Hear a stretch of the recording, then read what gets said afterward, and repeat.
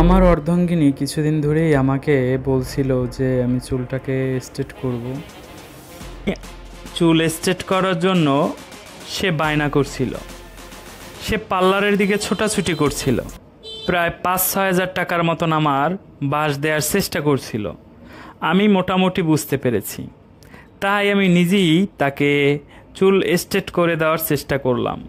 কিন্তু এই সময় চুল স্ট্রেট করে ৫-৬ হাজার টাকা না নষ্ট করে আমি তাকে স্ট্রেট করে দিলে হয়তোবা টাকাগুলো আমার বাঁচবে, এর জন্য আমি কাজটা করে দিলাম।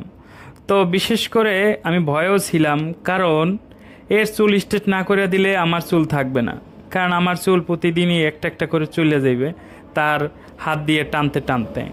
যাই হোক, দুঃখের কথা বইলে তো আর লাভ নাই, তারে যেমনে পারি আমি স্ট্রেট করিয়া দিতেই হইবে।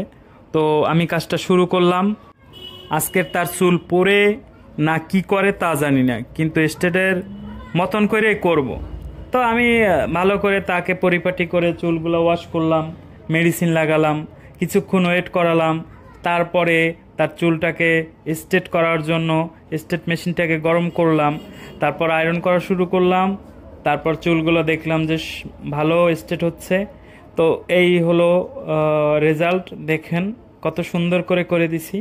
অবশেষে বউর মুখে হাসি ফুটলো, বউ বুঝতে পারলো যে হ্যাঁ, চুলটা তার সুন্দর হয়েছে। আর আমারও মনের ভিতরে হাসি আসছে, কারণ আমার ৫-৬ হাজার টাকা ভাই বাইচে গেছে।